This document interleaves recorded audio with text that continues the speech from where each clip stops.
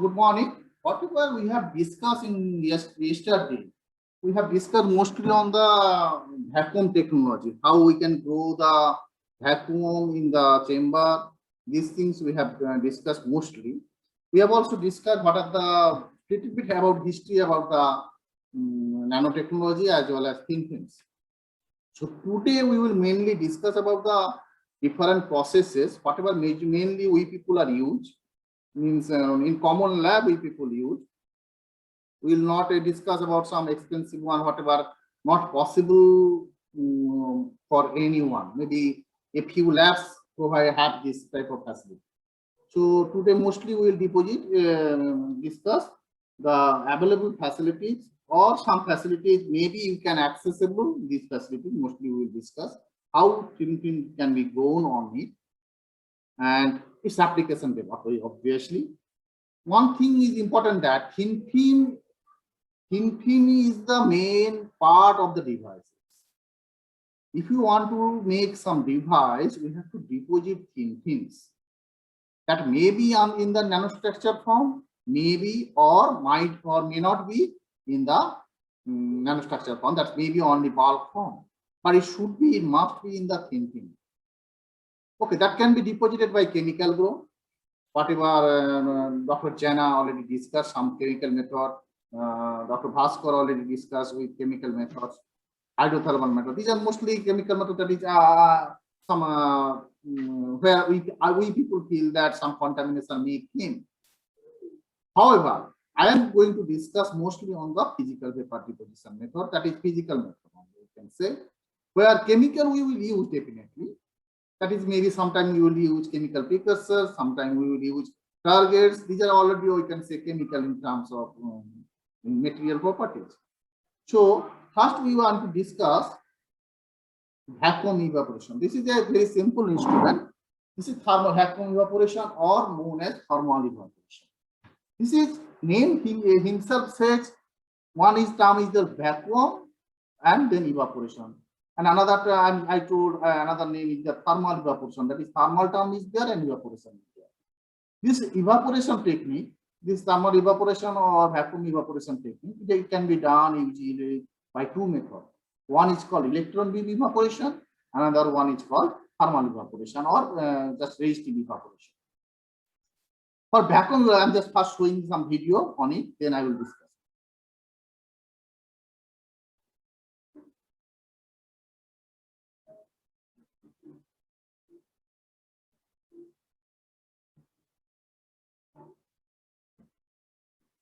First, please see the video, then we will repeat again, then I will discuss.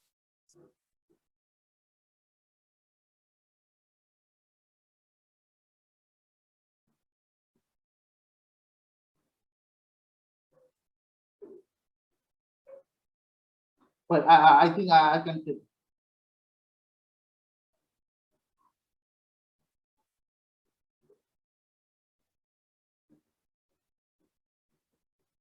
I think I should explain also.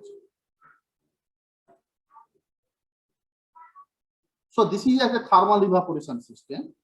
This is the chamber, and this is this below part is the vacuum where we can create the vacuum. Hello, sir. Hello. Yes.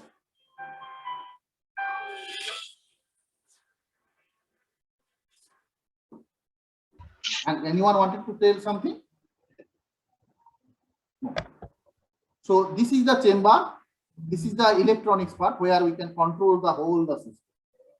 This is the chamber, and this is here is the valves are there. Yeah, these are the valves. Whatever I told yesterday, some valve that can be controlled for the high vacuum that may be connected to the diffusion pump or rotary pump.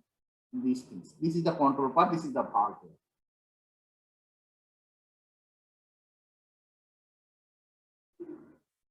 So this is the electronics part. Here we can see that we can. I think you cannot maybe. This is LT and HT. This is high tension and low tension. Is low.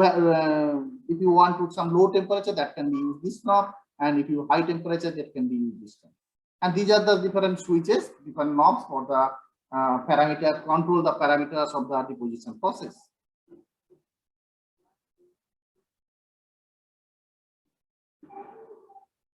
Here we can see the vacuum pressure, how much vacuum pressure is coming, and this is also Pirani gauge, where you can see the vacuum, how much vacuum is coming. Then we can see the vacuum gauge here. This is the whatever I told.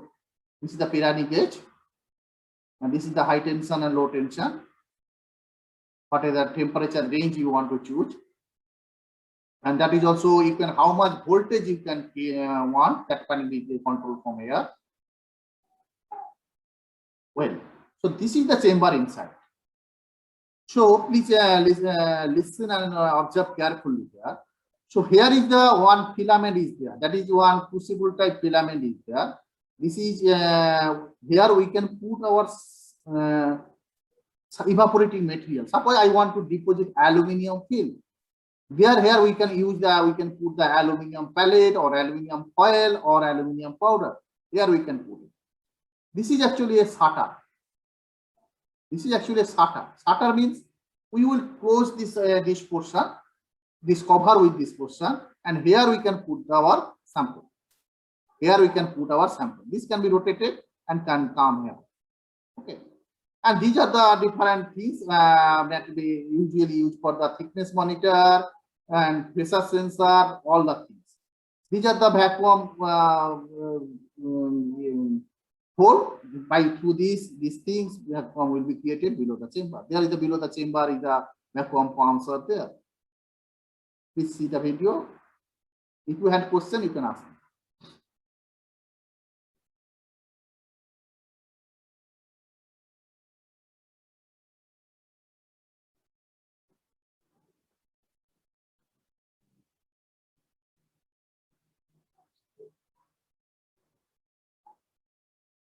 Yeah, initially we will close the shutter so that our whenever some material will be evaporated when we melt it.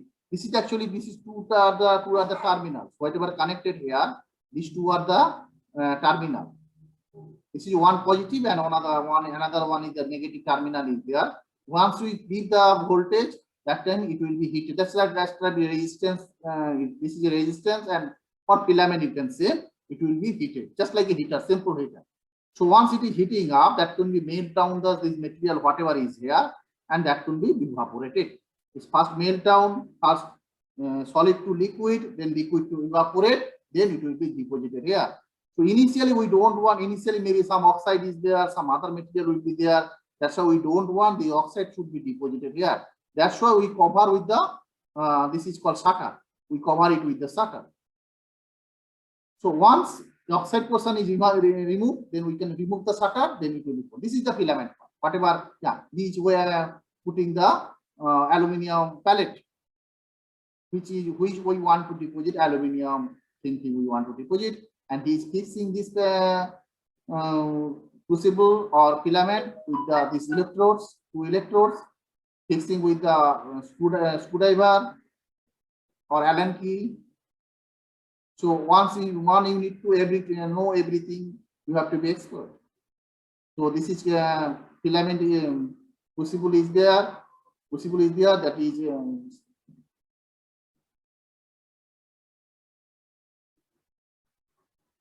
these are the electric connections are there. These are the electric connections. Yeah, this is the substrate holder where we put our sample. These are the samples, small samples. We put it with some tape. This tape is not so normal, ordinary tape. This is a double-sided thermal control tape. So that will be he's fixing there, just above the shutter. He's fixing this sample. He's there. He kept it sample here right now. So this should be in the one direction in a single line. The filament, shutter, and this is the chamber cover. We usually use glass cover because we can see everything. This is the O-ring. This is black one. It's called O-ring. So this O-ring should be whatever similar to our pressure cooker O-ring. So this is another cover, protected cover. If sometimes this will be burst, that can be protect the whoever is here. Keep in mind, he's already used the wear proper dresses. No one using his finger. So this is the vacuum control knobs. He is the switch on the vacuum part. There you can see the vacuum pump weighing. It should start pumping. So it start now. We start the rotary pump. That is rotary pump is running now. So it will create vacuum up to 10 to the power minus 3 millibar maximum or 10 to the power minus 2 millibar. Then we can switch on the. He may have a turbo pump. That part he will switch on. So this is indicates that your chamber is sealed. Otherwise, it will be mentioned here. This is a little bit highly sophisticated instrument. That's why these things are coming. In ordinary system, these things we cannot see. You have to understand from your sense. This is chamber 1. This is a vacuum level. How much? 1 into minus 3 millibar. This is a vacuum level, and at this moment, this chamber AB means this is something. Yeah, this is the wrapping. He on the switch on the vacuum wrapping. So you can see it will be decreasing slowly. Yeah, it's decreasing now. So wrapping means he has to switch on the rotary pump, and this is called Pirani gauge. So we can switch on this wrapping after wrapping. Yeah. So now he is showing 10 to the power minus 4 level. That is good vacuum already he achieved. So it's fine pumping. Now he already on the diffusion pump. So now after that he switch on the power for the filament. He will melt he is giving the current. How much current you want, that is depend on your material. So if you increase more high melting material, high melting point, that time you can see this filament will be grow red, make red fast, then it will be white almost. So we will keep this some time for the red condition so that the oxide will be evaporated. Now he will be switch on the once it is melted white, then you remove the shutter. So this is the evaporation happening, and your substrate is here. Your how much coating you want, that will depend on the how much time you want to do. So that can be seen from the thickness monitor is there, or you can do by your own experiment. So then you switch off the system.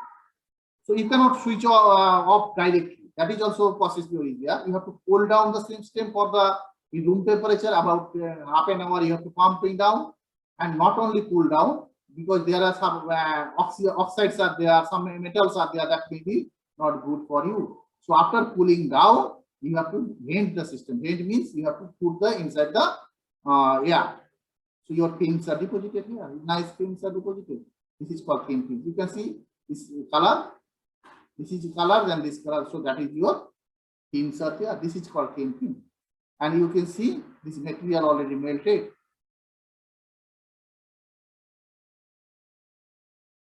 So then you cannot keep the base chamber like that. You have to put the restore your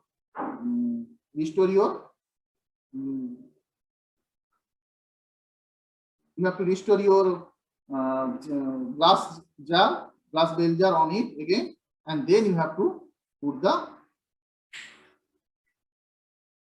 keep the vacuum, rotary vacuum, rough vacuum, then you can keep it like that. The chamber cannot be stay or keep in atmosphere long time. If you keep it, then your chamber will be gone. So that's why you have to keep your chamber for in a vacuum only. That is the main or major very important part of the vacuum technology or thin film deposition. You cannot keep the vacuum chamber in atmosphere. You have to keep the chamber in vacuum. Whatever happens. Suppose you are running late, you can keep the open and chamber and go run away. That is fully illegal in terms of your research. You cannot do this. So that's why after removing your sample, you have to restore your bell jar or cover or whatever metal cover, whatever is there, and keep the rotary vacuum again. And at least you have to keep the vacuum up to 10 to the power minus 3 millibar. Then you can. So is there any question about this part? You can ask me now.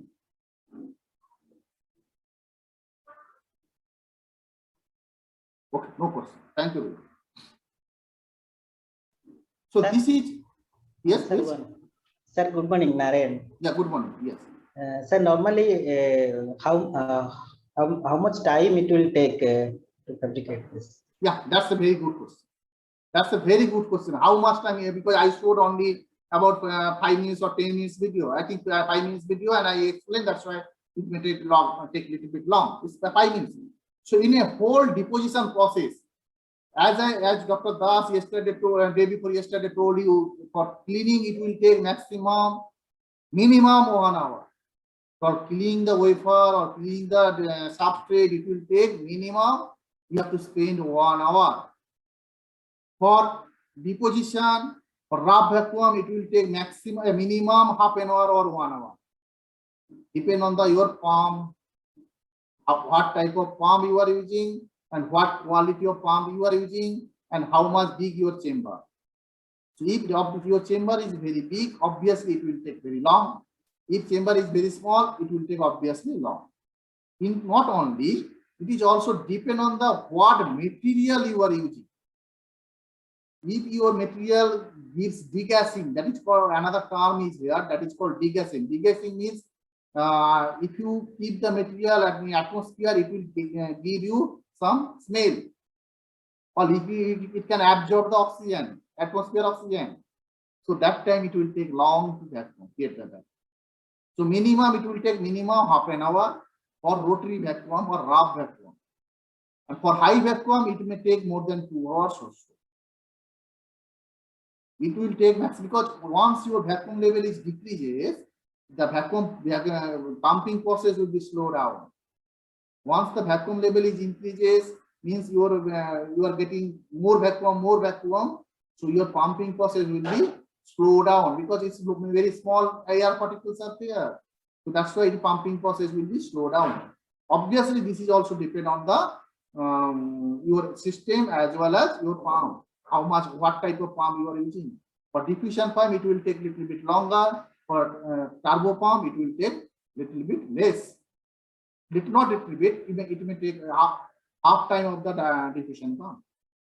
And for diffuser pump, another thing, and of course turbo pump also, another thing will take place, that is how much cooling you are doing. If your cooling system is very good, in chilling system, chilled water or liquid nitrogen or whatever, then it will take less time. So everything depends on what type of things you are using and what type of system you are using and what type of material you are using. You cannot say this is the fixed time.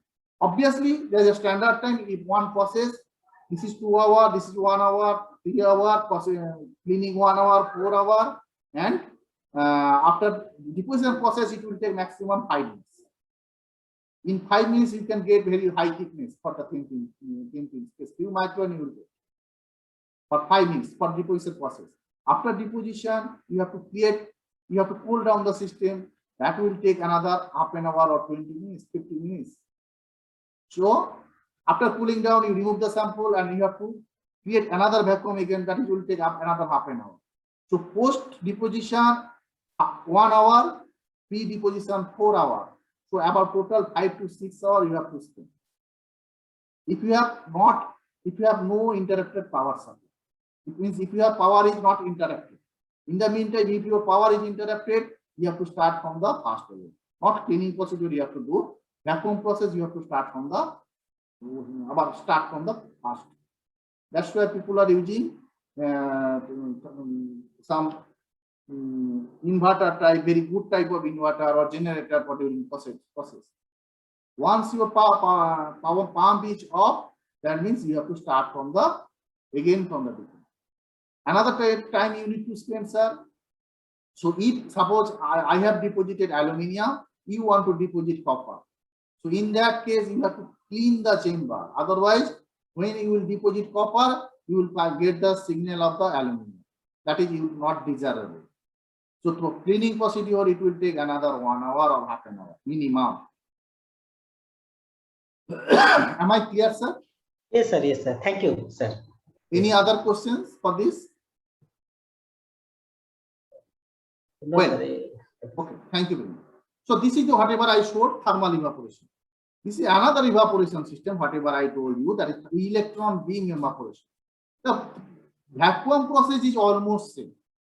For electron beam evaporation, for thermal evaporation, for sputtering, all the things of vacuum process is same. So we have to start with the rotary pump. After getting rough vacuum, we have to we have to switch on the diffusion pump or turbo pump.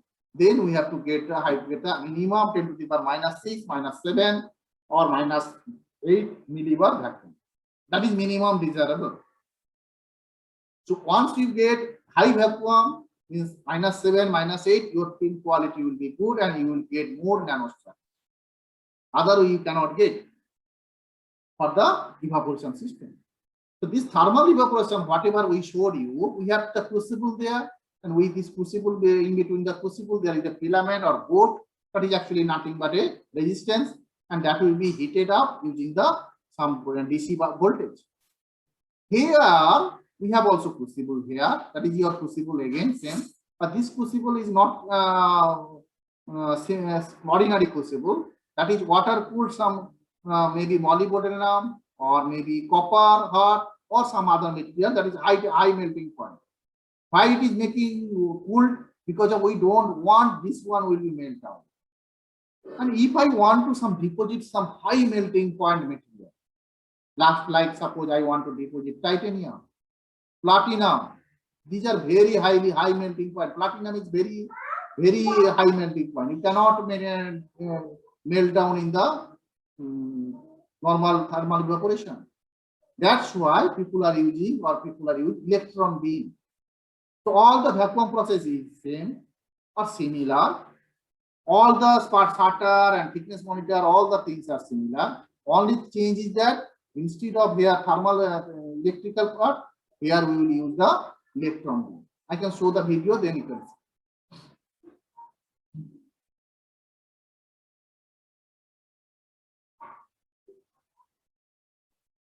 This is a thermal evaporation system, quite similar, different types of chamber and depend on the choice. This is your bell jar, or you can say this is your crucible. Here we can put the sample. Here thickness monitor. Yeah, it's covered. Then he will show you something. Yeah. So this is your substrate holder.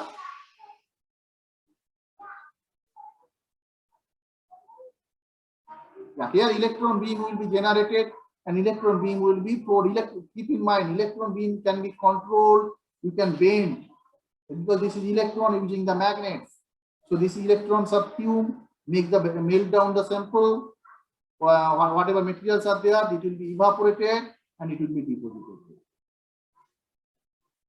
So this is SATA, same thing. Everything should be same, but after that it will be deposited. At almost same distance, thickness monitor also there. Once you can see that this is suppose I need 50 angstrom. So after that 50 angstrom, you close the shutter and your deposition process will be stopped. The electron beam cannot be stay in the straight line. Usually it should be in the bend because electron can be controlled with the magnetic field. So is there any question about this slide? Okay, thank you. So these two things are whatever we have discussed, that is your evaporation system. Now fix is there. Suppose I want to deposit some oxides, nickel oxide, cobalt oxide, some binary oxide, ternary oxides, or some other material, composite materials, even though some metals also.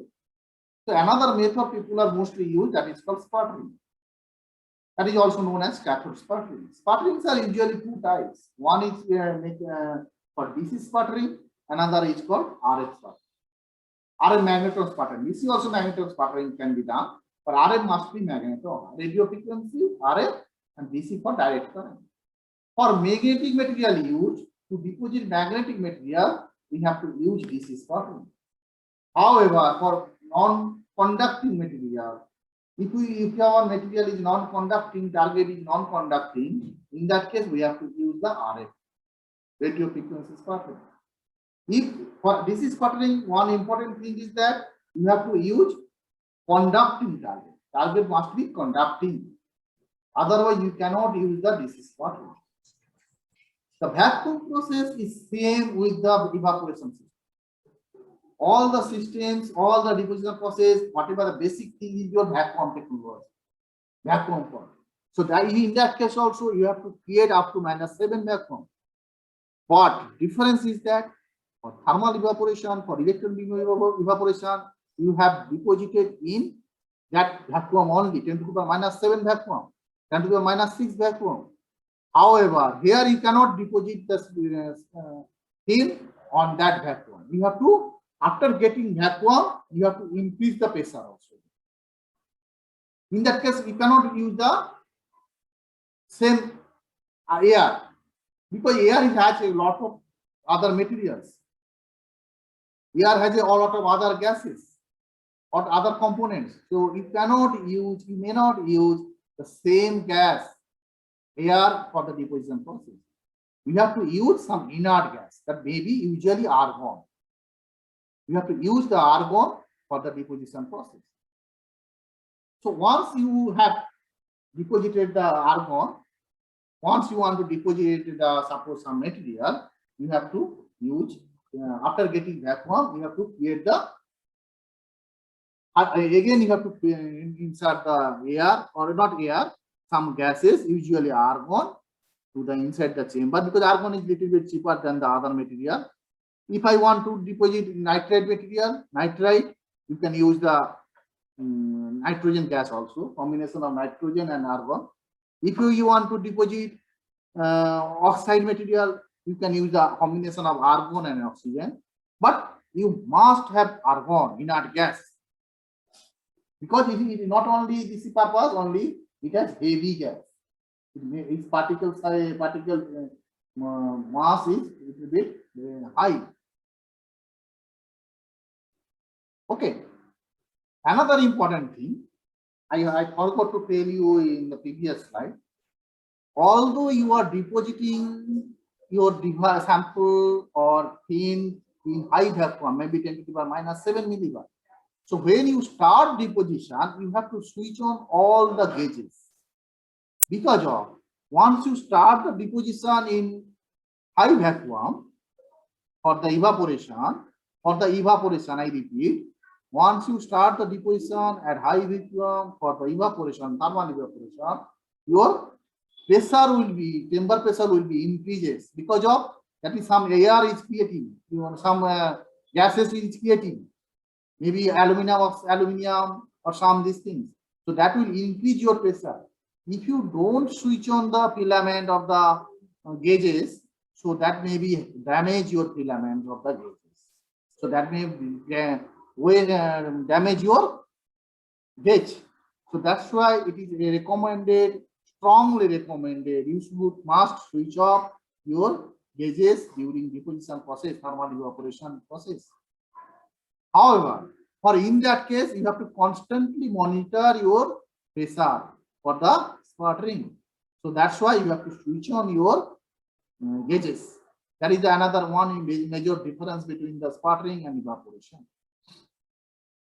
Okay. So this is the one sputtering system I'm showing you is there. This is your gas. Suppose I want to deposit, there must be one argon gas should be there. Another gas should be maybe nitrogen, if as per your wish, as per your desirable, as per your requirement. Maybe oxygen, maybe key gas system you need the argon, nitrogen, oxygen. But argon is mandatory. These gases are controlled by the mass flow controller. This is mass flow controller. That means how much percentage of nitrogen you want, how much percentage of the oxygen you want. That can be controlled from this thing. So this is another chamber, another small chamber is there. That is gas mixture chamber. Or sometimes you can skip it. You can keep it directly here also. So this is your chamber. This chamber is usually not metal chamber usually there, because you have to cool down the chamber. You have to cool down the chamber because our sputtering process, this maybe RF sputtering process, maybe DC sputtering process, that time your chamber will be heat up. So that's why you have to cool down. And for the cushion pump, your pump also cool down because of the, you have to cool down the oil vapor. These two things are different. So this is the vacuum portion. This is rotary pump is there. That is some one gauges are there. This is turbo mechanical pump or turbo pump is here connected here. This is turbo pump is connected here. These are the valves. These are all the systems are vacuum systems. These are the pressure gauge. And this is your first spotter electrode. Here you can put electrode this side, does not matter which side you are taking. You can keep here, you can keep here, you can keep here. But electrode and substrate should be in the opposite side. This is not gravitation rules is not follow here. So you can keep any side of this thing. And this spotter electrode that is connected with the supply, power supply. That maybe this is power supply or the RF power supply. For RF power supply, you have to use magnetron. Must have to use magnetron, and that is you have to use matching box. That part you may not need to know right now, at least, because it's for the once you know much more details, or you need to show that this is actually auto matching system usually available. You just set the power, it automatically gives you power, just like DC power. Here you can put the substrate. This is substrate holder. You can put the small pieces of the material, maybe silicon wafer, maybe glass wafer, maybe quartz wafer, maybe ITO, coated glass wafer, whatever as per your requirement. This portion is usually rotatable because of if we rotate it, because this process is not uniform. To get much more uniform thin film, we need to rotate it. And this portion, sometimes we need to use at the substrate here also, we need some substrate temperature. So that's why there may be small heater is also there. So if I want to use some equation, suppose hafnium oxide at some substrate temperature, suppose 500 degrees centigrade. First, what we have to do? We have to set the 500 degrees centigrade temperature. Then we switch on the rotor stepper motor, which will be start rotating. Then we switch on the power. Here also shutter is also there here. First switch, close the shutter, then switch on the power, maybe RF power, or for hafnium oxide RF power we switch on. Then we choose the desired power, maybe 50 watt power or 60 watt power or 100 watt power, RF power. Then once you can see the plasma, that part I will show you after in some video. Then once plasma is created, we remove the shutter. And you can measure by using your experiment, using your trial and error method, you can choose your thickness. We see the video.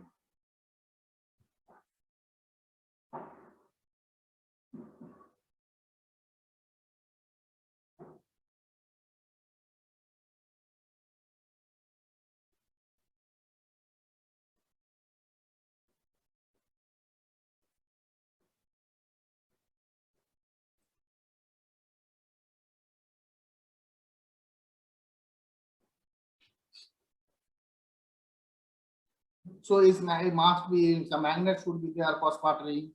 So for RF sputtering especially, that's why north-south magnets are there. The number of bar magnets are there.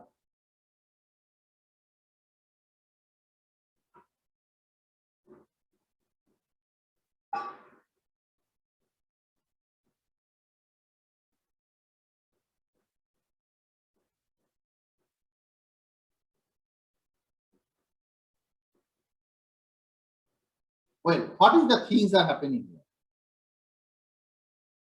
So once we insert the argon, after creating vacuum, we have to create the 10 to the power minus 7 millibar or so. For more, it is the way desirable.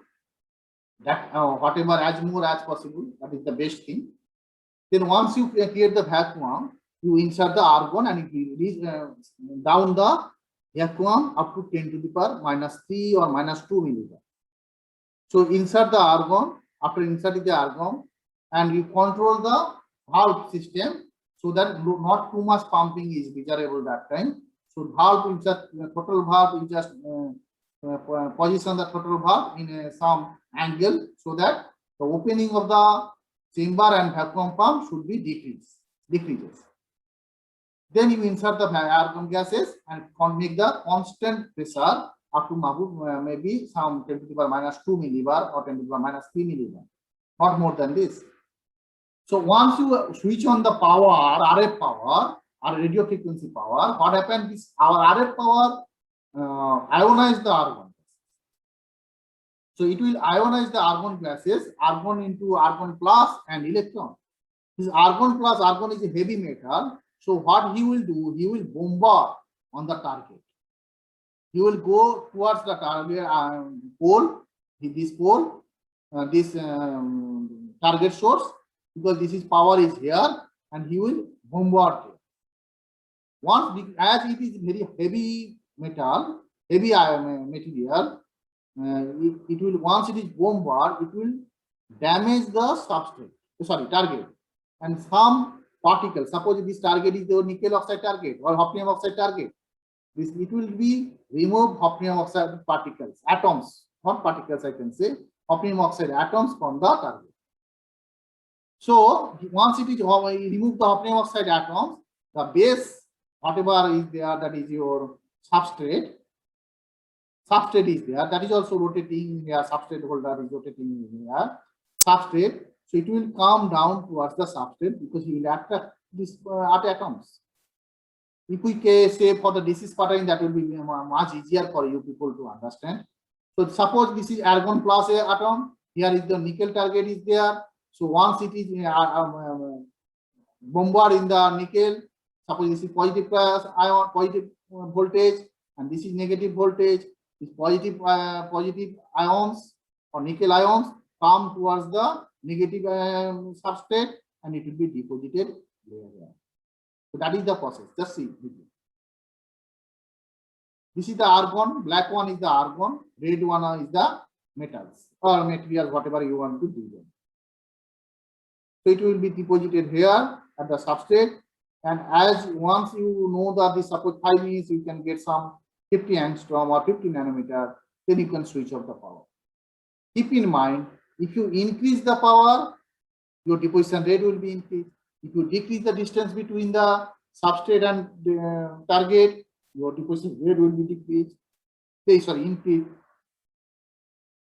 So everything depends on the parameter. So distance, if it is close to substrate, your deposition rate will be very high. If it is away from the substrate or target, if it is away from the target, deposition rate should be very low.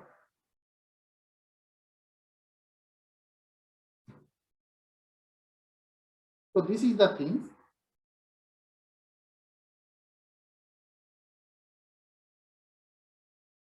So any question about these things? Okay. So keep in mind one thing, we cannot use DC sputtering for the non-conducting material.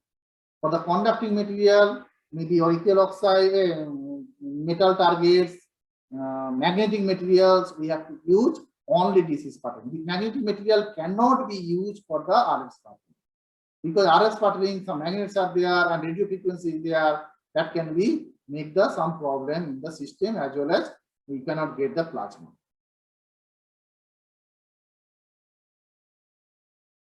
Well, these are the two things we have discussed mostly. I will go some other presentation.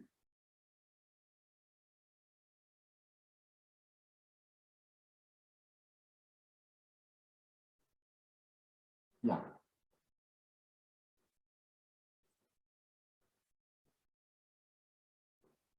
So these two things, whatever we have discussed, RF sputtering, DC sputtering, and of course some two evaporation also, thermal evaporation and evaporation. There are another two techniques that is also very popular in the research as well as industrial based. Pulse laser deposition, that is very popular in the research labs, and atomic layer deposition, that is also very popular as in the research labs as well as in the industry also. Industry people mostly they prefer atomic layer deposition, sputtering, and electron beam evaporation. They can never use the pulse laser deposition for the industrial purposes because of pulse laser. I will tell you, pulse laser deposition, you can make a very short sample. Uniformity of the sample at long range is very poor, very poor. So you cannot make the sample large scale. So maybe 2 mm by 2 mm sample is good enough for the pulse laser deposition. However, for big size, maybe 4-inch wafer, 8-inch wafer, 12-inch wafer, even though 16-inch wafer, that for these things, atomic layer deposition or sputtering, electron beam evaporation, those are very attractive. So this presentation will deposit some pulse laser deposition first. PLD is a thin film deposition technique where a high power pulse laser. All of you know laser we are using the versatile application. Laser have different types of uses are there and different ways in which way you are using. If we use the laser in pulse means we use for few seconds then stop. This is a highly laser, of course, is a high penetrating ray definitely, and this laser is very corrosive. So this is we will use usually high power laser, and that is in the pulsed mode only, because if we use continuously it will damage your target.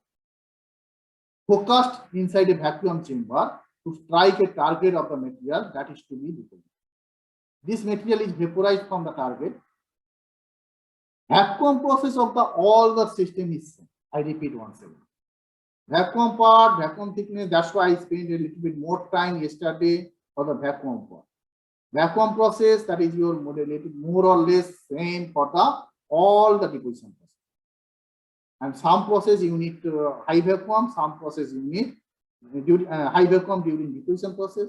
In some method you need low vacuum that can be created by or made by the argon gases or your desirable gases. With the desirable gases, that is for the sputtering. For pulse laser deposition also, you can make it in the high vacuum. Usually not desirable, not recommended, because that is also here also you will get quite similar to plasma, or quite similar to plasma. We can say that is fume. So this process can occur in the ultra high vacuum or in the presence of the background gases such as oxygen or maybe nitrogen if you need some nitrate material. Usually people are use oxide material, suppose some ternary oxide material, magnetic oxide material, LSMO, LCMO. For these things, pulse laser deposition is the best one. So basic setup, I just show you some slide, then I will come back to that. Yeah, this is your simple setup of the pulse laser system. This is schematic diagram I have shown. I don't have video for this system. This is sample set. As I told you, vacuum part is already same or almost same or fully same with the all other vacuum system. That's like thermal evaporation, electron beam evaporation, or sputtering. Here, this is your substrate is there. That is also same. A stepper motor is there and it is rotating, as well as you can put some heater for the to make the if you need substrate heating. But here in that substrate, in that PLD, rotating stage is mandatory for RF sputtering, for thermal evaporation. If your stage is not rotating, does not matter. But here is rotating stage is mandatory, because here you can see this fume. This is called fume. This fume is just like that way. So maybe if your substrate is here at some position, maybe a little bit more dense you will get, and some position you will get a little bit thin film, maybe some thicker film, somewhere thin and thinner film. To get the more uniform film, you have to get the need the rotating substrate, rotating stage. And definitely, if you want to deposit in the temperature range, that can be usually people prefer some temperature during deposition process. So this is your small target, quite similar to the sputtering target, but this target size is very small usually, because laser beam is usually very few diameter. So once this laser beam fall on the target, so what happened? As I told you, this laser is very high power, so it will penetrate the or it will damage the target. So that will create a fume that is called laser fume, quite similar to looks like similar to plasma. You can see the fume is like that. This looks like similar to plasma also.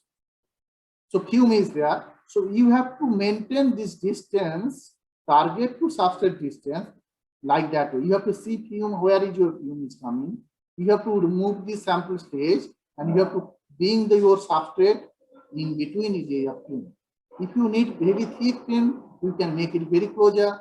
And definitely, if you come very closer, your sample substance roughness will be roughness as well as thickness or as well as uniformity, and quality will be not as expected. So if you want to find suppose thin films and very uniform thickness as well as very good texture, in that case people are desirable at this stage. You can at the almost end or just before the end. Yeah. As I told you, the laser beam is very high power, so it can be damaged. So in that case, that's why if we keep the target, keep the target fixed, so it will be make the hole, and it can be to make damage the target holder as well. So that's why we have to keep the target. In that case, make the target that should be rotating, so that it will not damage in one place, it will damage in a circle way. And of course, you can tune the laser beam position. By tuning the laser beam position, you can also use the whole target area. So this is the basic things. So this usually people use pulse laser deposition and krypton chloride, chromium KRF excimer laser, and it's usually used in the frequency range of 1 to 10 hertz and energy density 2 to 10 joule per centimeter square. And as you can see, this can be this laser falls on the target at an angle about 45 degrees. It cannot be fall in the here. We cannot put it here. Here your target substrate is here. So this is the pulse laser deposition. Any question about your PLD? If you have any question, please let me know. Well, very good. There's no question. Yes, sir. Yes, please. Sir, just the previous slide regarding that frequency. Yes. Sir, the frequency in the range of 1 to 10 hertz means which frequency, sir? Actually, this. Yeah, actually, laser frequency, whatever we use, that is 1 to 10 hertz. So that in between any frequency you can use, but we can control this energy density only. You cannot control this one. Okay, that is your laser system, whatever your laser you are getting. Okay, sir. Okay. But you can manage, you can deposition process depend on the energy density. How much energy density you are giving. Okay, sir. Okay, thank you. So another deposition system, whatever I told you, that is atomic layer deposition. So this is atomic layer deposition. This name himself says a lot, I think, right? Atomic layer. We can deposit one by atom by atom. It was introduced by Tuomo Sontala and co-workers in Finland to deposit zinc sulfide fins in 1974. ELD is the method of applying thin films to various structures with atomic scale precision. Recently, it turned out that ELD method also produces outstanding dielectric layers. So whenever we people, suppose I am mostly working on the non-volatile memory, and some people are looking for the very good epitaxial or crystalline thin film, not amorphous. I think you can get very good quality. Good quality that amorphous quality people are not saying usually good quality. People are looking for the some good quality means crystalline structure. This type of thing usually ALD can be used. And in that case, suppose I want to use make hafnium oxide HFO2 only. If we use sputtering, that time maybe there is a chance to make some of HFOX. If I want to Al2O3, there is a maybe chance is there Al2 minus SO3 plus X like that. Some different composition of the material, oxygen composition or material composition. If I want to control this composition of all the elements precisely, in that case, ALD is the best one. And definitely we can use as small as thickness, definitely. Whatever, if you want 5 nanometer means 5 nanometer. If you want 1 nanometer means you will get only 1 nanometer. You will not get 1.1 nanometer. So this is the precisely control. So that's why this is a very attractive one for the semiconductor industries for high-K dielectric deposition of the high-K dielectric materials. Because high-K dielectric materials, for the high-K dielectric materials, dielectric constant depend on the oxygens. How much oxygens are there? If the oxygen levels are vary, your dielectric constant will be varied, and that will affect your electrical properties.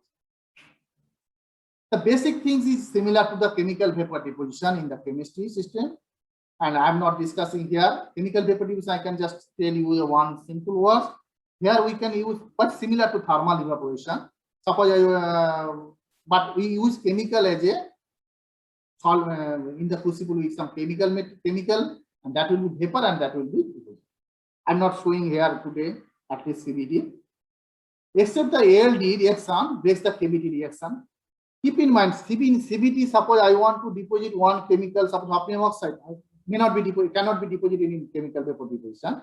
So there we have to use the whole component of the hafnium oxide, means it is chemical.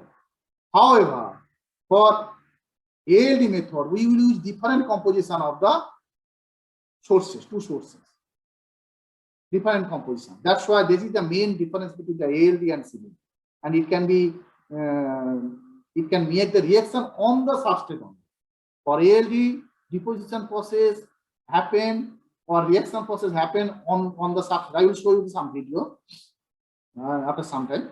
ALD film growth is self-limited and based on the surface reaction on the, which makes actually atomic scale deposition control possible. By keeping the precursor separates throughout the coating process, atomic thickness controls of thin zone can be obtained as fine as atomic molecules still permanent. So this reduces sequential precursor gas pulses. I think I will tell you, I will show you, then we can.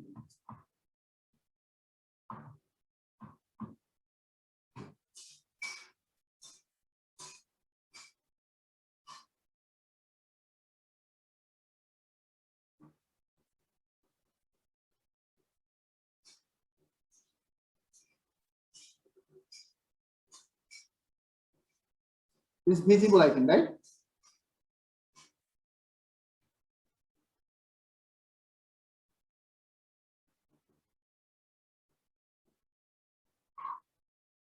The vacuum process is same. This is the chamber. This is the gas. Gas will be come through these pipes.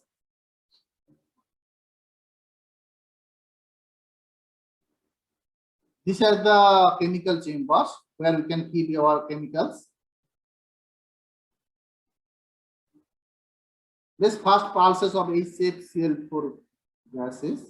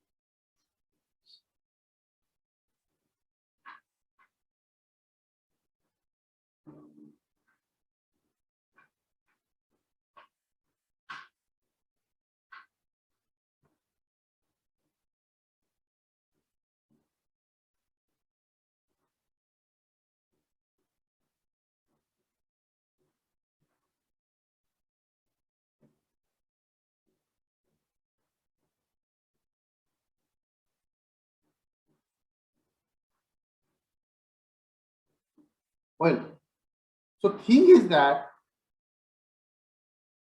so this releases sequential. Suppose I want to deposit, as you saw, maybe you may not be able to read, I don't know. If I want to deposit a hafnium oxide dielectric layer on the some silicon substrate, the substrate should be usually very high temperature, usually 400 centigrade to 500 centigrade or more. At low temperature, that is usually not possible to deposit the dielectric things or using the ALD process. This is one of the drawbacks of the ALD process, you can say. So, but ALD is the very best for the dielectric deposition, material deposition, as I told. So first, But if I want to deposit hafnium oxide, so first we will deposit, we have to take the two materials, one composition, one precursor that is called, one precursor for the hafnium oxide, that is hafnium chloride, HFCl4, and another one should be just water. This must be the DI water. So that is what is happened. So if I want to suppose 1 angstrom of the, that is usually one monolayer, we can say, one monolayer of the hafnium oxide layer. So in that case, that may not be 1 angstrom or so, that is depend on the hafnium oxide molecule size. So if I want to deposit one monolayer of the hafnium oxide, what we will do?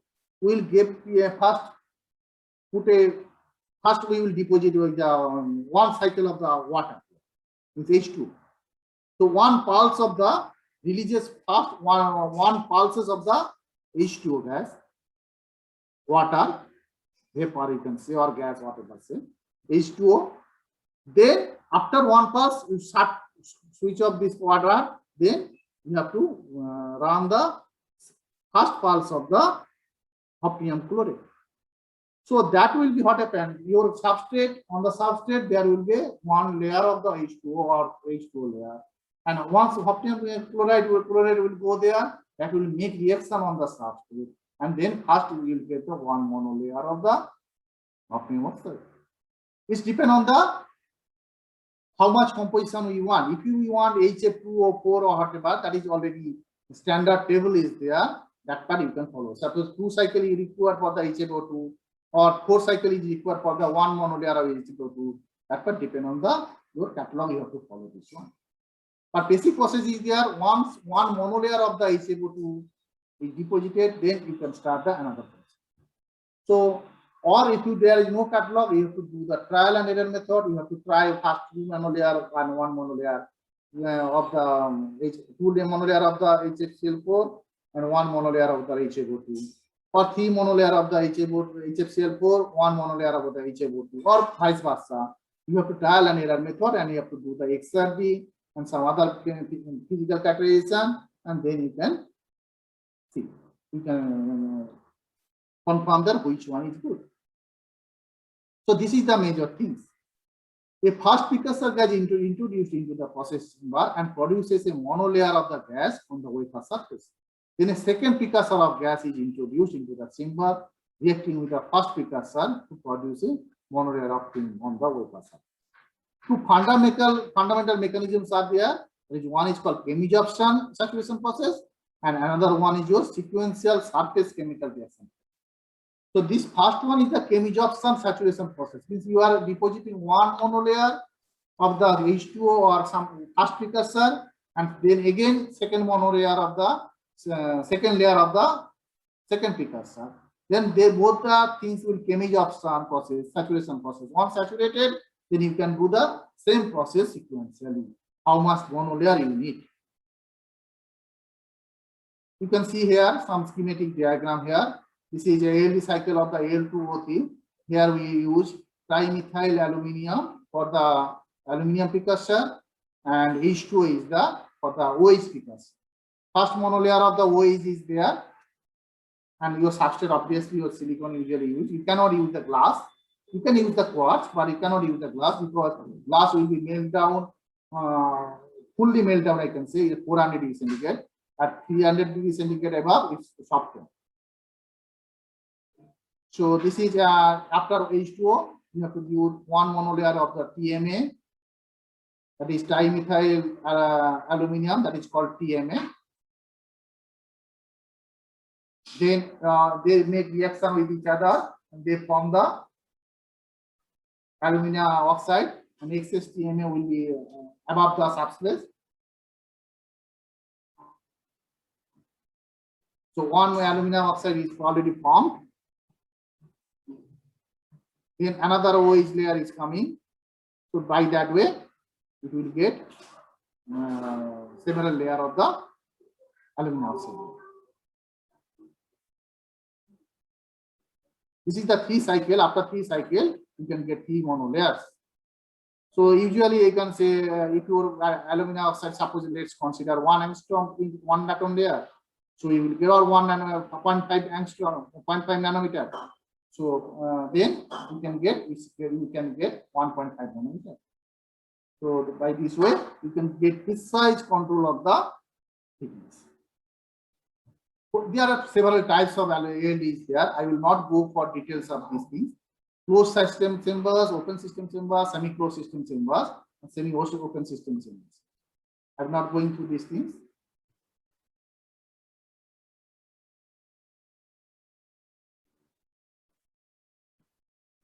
So these are the application of the ALD. ALD is usually mostly used for the high K dielectric deposition for the CMOS process. And this is one of the most of the DRAM industry people, dynamic random access memory or flash memory. They are usually people prefer to use ALD process because they are usually very good quality of the high K dielectric layer and precise thickness. So deposition in the process structure, deposition in porous structure. Yeah, these are the skew results. We can get 1.2 nanometer SiO2, 3 nanometer high K dielectrics that can be deposited using the ALD. So,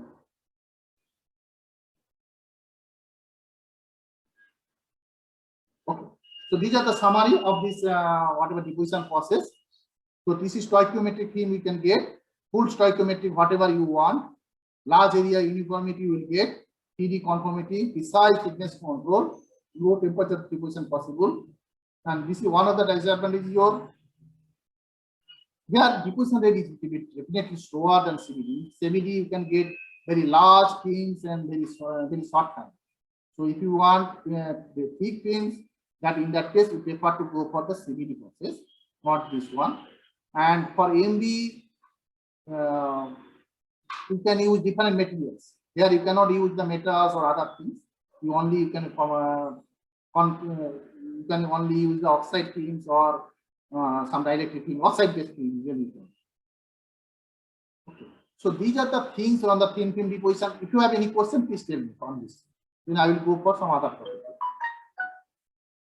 5 to 10 minutes I will spend for this other topic. Any questions? Well, no questions.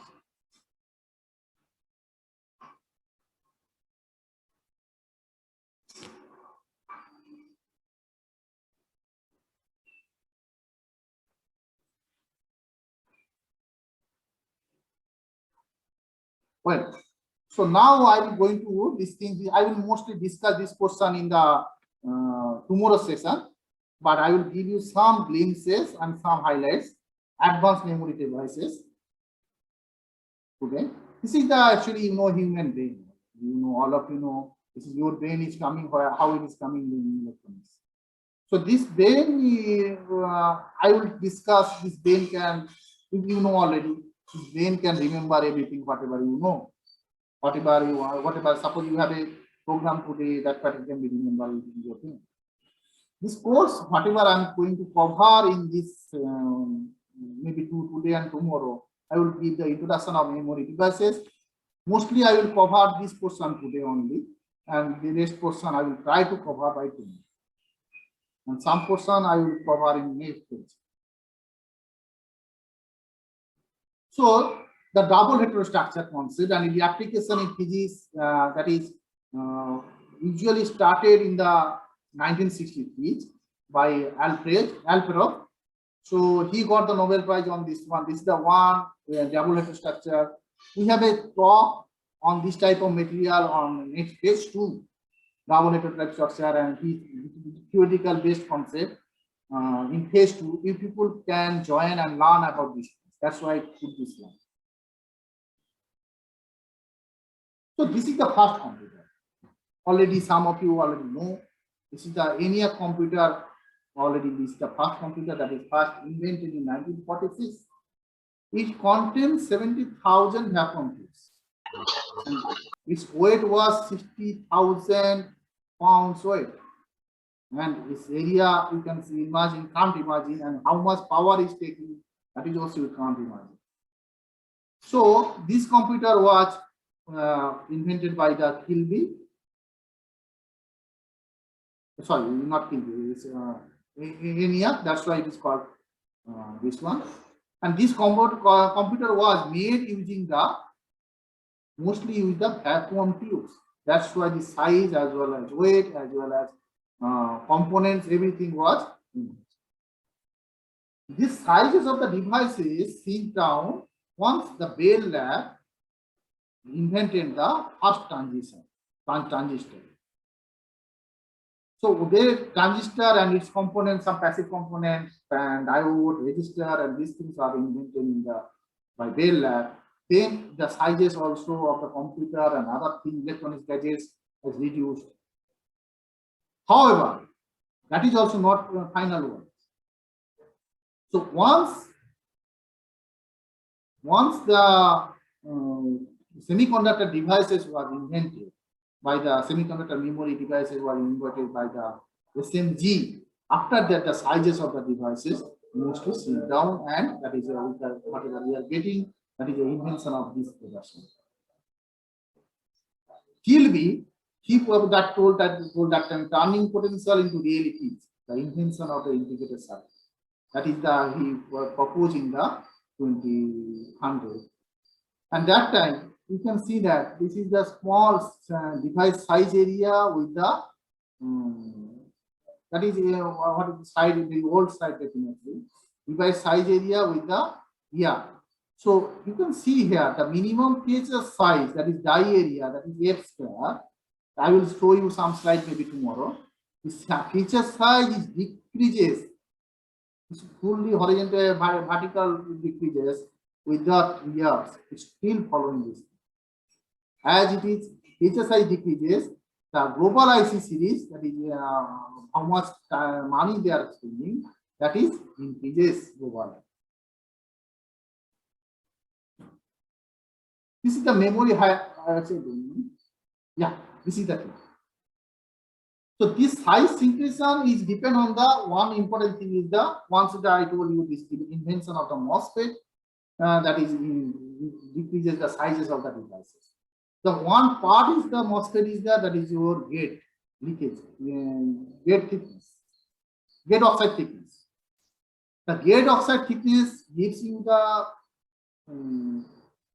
how much power it will take and how much you can see device speed as well as sizes.